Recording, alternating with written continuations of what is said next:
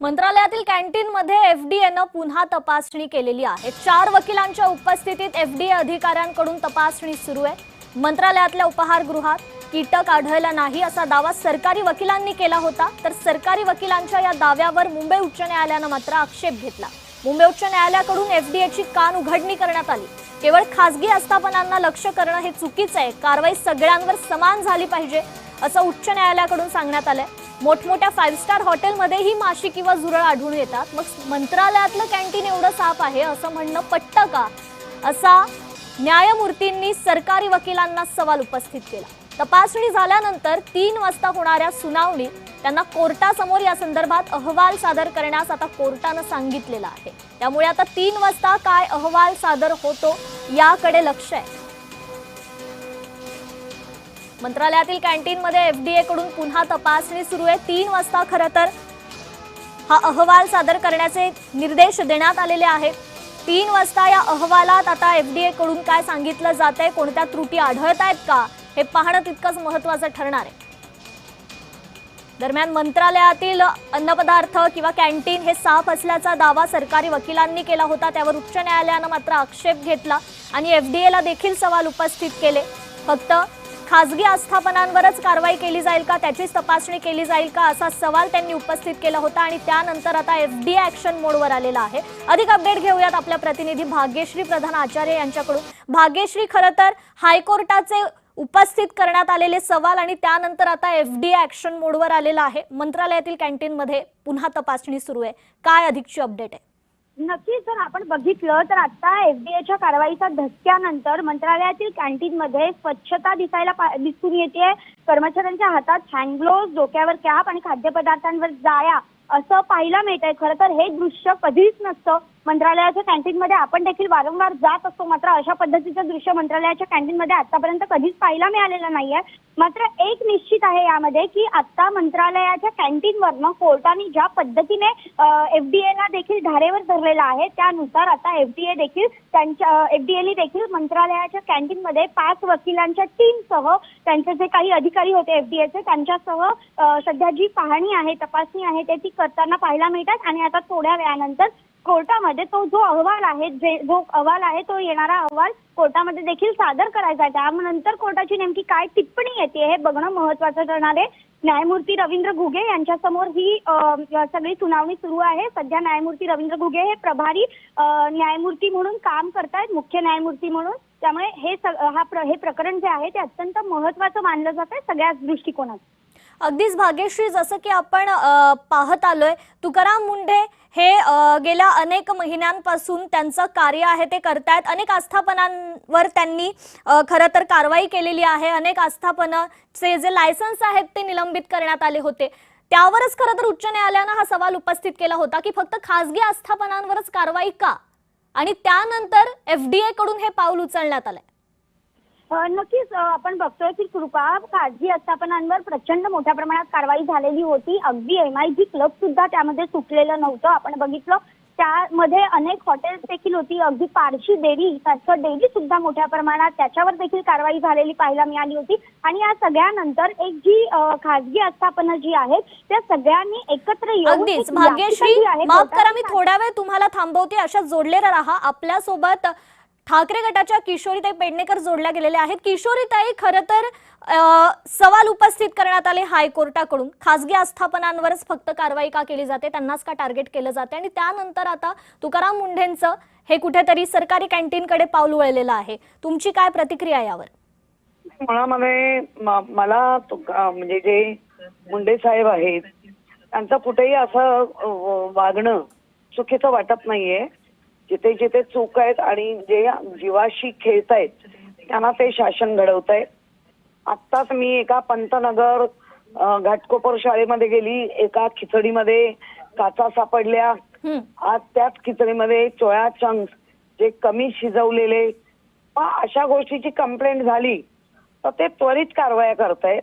त्यामुळे त्यांच्या कारवायांकडे जेव्हा कोर्टाने पाहिलं आणि कोर्टाने जे निदर्शनास आणण्याचा ज्यांनी प्रयत्न केला त्याला उलट ती चपराक आहे की ते तर कराच, पण आता शासकीय आणि निमशासकीय किंवा अशा महानगर वगैरे आहेत यांच्या कॅन्टीनवर बघा, आता मुंबई महानगरपालिकेची कॅन्टीन ही बंद झाली आहे. गेली 4 दिवस काही मिळत नाहीये. हं, आणि त्या 4 दिवसात सत्ताधाऱ्यांनी काही सोय पण केली नाही की बाबा नगरसेवक येतात, मीटिंग असतात. त्यामुळे फारच चिंताजनक बाब आहेत सगळ्याच बाबतीत. हं. मग तुम्हाला काय वाटतंय, हे जे शासकीय कॅन्टीन असतात, मग ते मंत्रालय असो किंवा जसा आपण उल्लेख केला तर त्या ठिकाणी महापालिकेतील कॅन्टीन असो, या ठिकाणी खरंच तेवढी स्वच्छता पाळली जाते? नाही, मुळात हायजेनिक सगळीच जी खाद्यपदार्थ जिथे जिथे कुठे ठेवली जातात तिथे हायजेनिक असलीच पाहिजे. जागा व खाद्यपदार्थ क्लीन असलंच पाहिजे. परंतु ते असताना दिसत नाही म्हणून तर ते कारवाई करतायत. कधी कधी भांडी स्वच्छ नसतात, तशीच चोळून पाण्यातून बुडवून काढलेली असतात. हं. ताटांना खरकटं लागलेलं असतं. म्हणजे काय पैसे मिळवण्यासाठी जे कॉन्ट्रॅक्टर ज्या पद्धतीने EMD वगैरे मोठ्या प्रमाणात भरून मग निकृष्ट दर्जाचं खाणं लोकांना द्यायचं, हं. तर लोकांच्या जीवनाशी खेळत आहेत. शाळांमध्ये पण हेच चाललंय. लहान मुलांच्या खाद्यपदार्थामध्ये जर तुम्ही धंदा बघणार असाल, हं. व्यवसाय बघणार असाल, तर कसं काय मुंबई महानगरपालिकेच्या मुलांचं जीवन हे उंचावणार आरोग्य? अगदीच किशोरीताई, खरं तर आपण ज्या शाळेला भेट दिलीत तेथील अन्नपदार्थांची चाचणी आपण केलीत आणि त्या संदर्भात तुम्हाला काही त्रुटी आढळल्या? त्रुटी हेच होत्या, जाडा तांदूळ जो मुलांना खाऊ नाही शकत, लहान मुलं. जी. आणि ते सोया चंक्स ते खरं बॅन आहेत. FDAनेच केले, झालं महिनाभर. तरी अजून आमच्या महानगरपालिकेच्या ज्या DMC आहेत, जे AMC आहेत किंवा MC यांच्या काही लक्षात येत नाही का? जो आपण काय बनवलंय, कीड लागलेले कडधान्य, किती म्हणजे आमची लहान मुलं गरीब असतील, मध्यमवर्गीय असतील म्हणून जे प्राणी खाणार अगदीच. नाहीत ते तुम्ही मनुष्य प्राण्याच्या मुलाला देता? मुलाला अगदीच किशोरीताई, तुमचा मुद्दा लक्षात येतोय. तुर्तास धन्यवाद आपण दिलेल्या या प्रतिक्रियेबद्दल. तर या ठिकाणी FDAच्या तपासणीवेळी 4 वकील देखील आता उपस्थित आहेत. मंत्रालयाच्या कॅन्टीन मधील ही दृश्य आपण पाहतोय. मंत्रालयाच्या कॅन्टीन मध्ये FDA पथकाकडून तपासणी सुरू आहे. अगदी काही वेळातच या कॅन्टीनचा जो काही अहवाल FDA कडून प्राप्त होईल तो हायकोर्टात सादर केला जाईल आणि त्यावर आता हायकोर्ट काय नोंद घेणार किंवा हायकोर्ट त्यावर काय टिप्पणी करणार हे पाहणं तितकंच महत्त्वाचं ठरणार आहे. खरं तर खासगी आस्थापनांवरील कारवाईनंतर या ठिकाणी उच्च न्यायालयाकडून हे निर्देश देण्यात आले होते.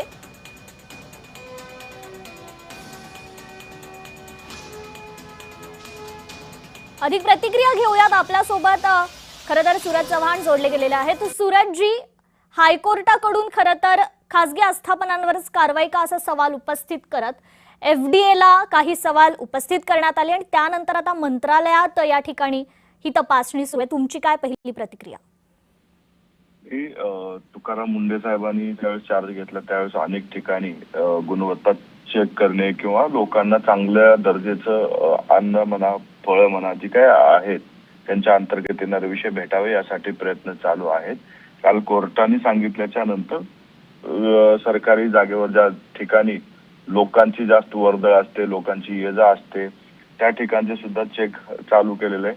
खरं तर आपण ह्या सगळ्यांनी ह्या गोष्टीला सहकार्य केलं पाहिजे. मंत्री म्हणून हिरवळ साहेब सुद्धा त्यांच्या पाठीशी आहेत आणि ज्या ठिकाणी चुकीचं होते, आरोग्याशी खेळलं जाते, त्या ठिकाणी कारवाई नक्की पुढच्या काळात सुद्धा होती.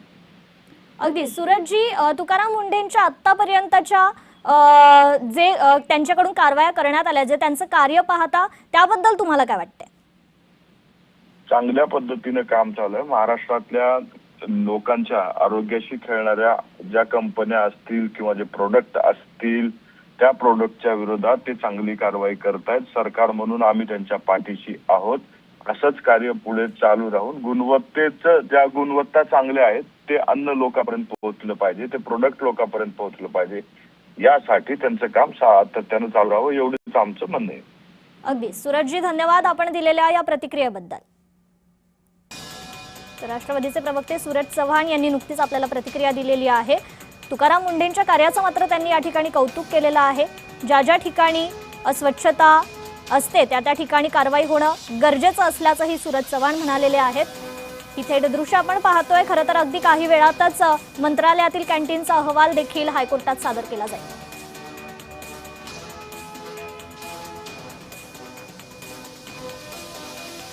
नेमके काय प्रकरण आहे आपण पाहतोय। एफडीए कडून फक्त खासगी आस्थापनांची तपासणी केली जाते, सरकारी का नाही असा सवाल कोर्टाकडून उपस्थित करण्यात आला। त्यानंतर एफडीए थेट मंत्रालयातील कॅन्टीन, हायकोर्टाच्या कॅन्टीनची एफडीएनं तपासणी सुरू केली।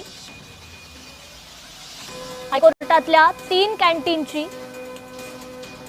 त्या कॅन्टीनपैकी खरं तर एक विनापरवाना चालत असल्याचं लक्षात आलं। तर हायकोर्टाच्या एका कॅन्टीनला बंद करण्याची एफडीएनं नोटीस देखील पाठवलेली आहे।